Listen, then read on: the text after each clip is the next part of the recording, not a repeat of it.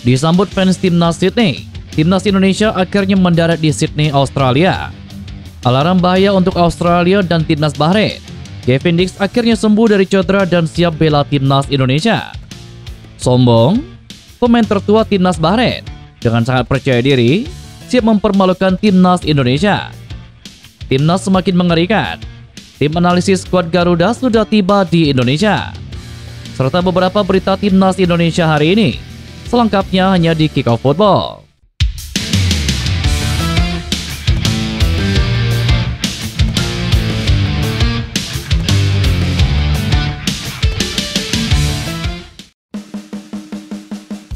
Supporter timnas Indonesia dan pelatih Patrick Kluivert bisa bernafas lega karena FC Copenhagen membawa kabar gembira soal Kevin Dix. Patrick Kluivert mengincar 4 poin dari kedua laga tersebut. Namun dia dicemaskan oleh kondisi Kevin Dix yang menderita cedera pada laga kontra Chelsea.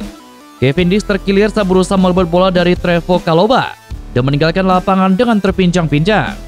Situasi semakin membaik untuk Kevin Dix karena sang pemain timnas Indonesia sudah diizinkan untuk kembali berlatih bersama FC Copenhagen pada Rabu kemarin. Copenhagen pun telah mengunggah foto Kevin Dix kembali berlatih bersama rekan-rekan setimnya jelang leg kedua melawan Chelsea pada Jumat 14 Maret dini hari waktu Indonesia Barat di Stamford Bridge. Hal ini tentunya menjadi kabar menggembirakan bagi supporter Garuda. Lantaran Kevin Dix kini berpotensi untuk memperkuat timnas Indonesia dalam laga kontra Australia dan juga timnas Bahrain. Dean James resmi menjadi warga negara Indonesia bersama Joey Pelopesi dan Emil Audero Mulyadi. Ketiganya bakal memperkuat timnas Indonesia. Ketiga pemain di atas resmi menjadi warga negara Indonesia setelah menjalani sumpah janji kewarganegaraan di KBRI Roma, Italia pada Senin lalu. Ketiga pemain tersebut juga sudah melakukan pembuatan KTP dan juga paspor. Langkah selanjutnya, ketiga pemain ini akan melakukan proses perpindahan federasi untuk memperkuat timnas Indonesia.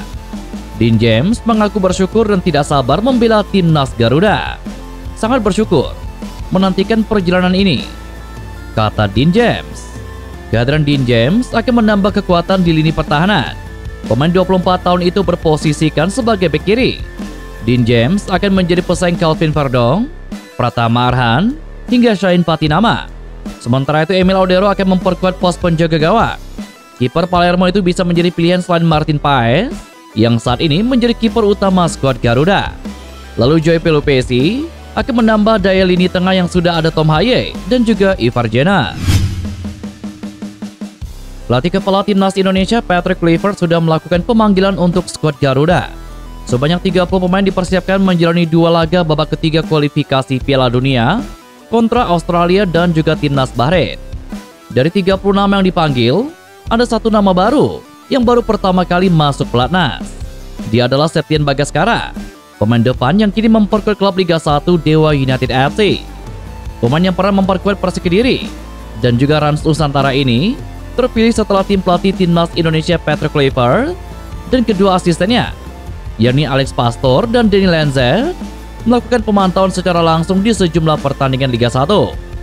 Septian Bagaskara mengaku tidak menyangka dirinya menjadi bagian dari 30 pemain yang dipanggil timnas Indonesia karena memang sebelumnya tidak pernah dilirik. Di timnas Indonesia, Septian bakal bersaing dengan Ole Rumeni, Ragnar Oratmangun, Rafael Struijk demi posisi utama.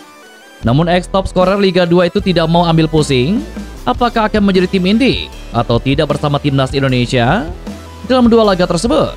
Ia menyerahkan segala sesuatunya ke tim pelatih. Tidak menyangka, karena saya waktu itu fokus dengan tim juga. Alhamdulillah ada panggilan timnas Indonesia, dan ya perasaannya pasti senang bisa dipanggil dan dipercaya menjadi bagian timnas Indonesia dalam menghadapi 2 pertandingan ke depan. Harapan saya pasti memberikan yang terbaik buat timnas Indonesia. Siapapun nanti yang akan dipercaya buat bermain, pastinya ingin tampil maksimal dan berjuang buat timnas Indonesia. Kita saling support satu sama lain dan memaksimalkan setiap pertandingan, kata Septian Bagaskara. Gelombang naturalisasi yang dilakukan PSSI memberikan dampak signifikan pada kekuatan timnas Indonesia. Tidak hanya meningkatkan kualitas skuad Garuda, kehadiran pemain-pemain diaspora ini juga mengubah peta kekuatan sepak bola di Asia Tenggara. Terbaru PSSI menambah 3 pemain naturalisasi yakni Emil Audero, Joey Pelopesi, dan juga Dean James. Kehadiran mereka diprediksi akan semakin memperkuat timnas Indonesia, sekaligus mendominasi daftar pemain termahal di Asia Tenggara. Daftar pemain termahal di Asia Tenggara didominasi oleh pemain-pemain dari Thailand dan beberapa negara lainnya. Namun dengan masuknya pemain-pemain naturalisasi berkualitas tinggi, timnas Indonesia kini mendominasi daftar tersebut. Berdasarkan data dari Transfermarkt, beberapa pemain timnas Indonesia menduduki posisi teratas dalam daftar pemain termahal di Asia Tenggara. Bahkan Indonesia menempatkan 11 pemain dalam daftar pemain termahal di Asia Tenggara. Timnas Indonesia akan langsung berkumpul di Australia untuk lanjutan ronde ketiga kualifikasi Piala Dunia 2026. Skuad Garuda berlatih di negeri Kangguru pada 16 Maret 2025. Tim asuhan Patrick Kluivert akan dijamu Australia di Sydney pada tanggal 20 Maret 2025. Kemungkinan para pemain akan datang satu persatu, mengingat FIFA Matchday baru jatuh pada tanggal 17 Maret. Langsung di Sydney tanggal 16 Maret, kata Patrick Kluivert.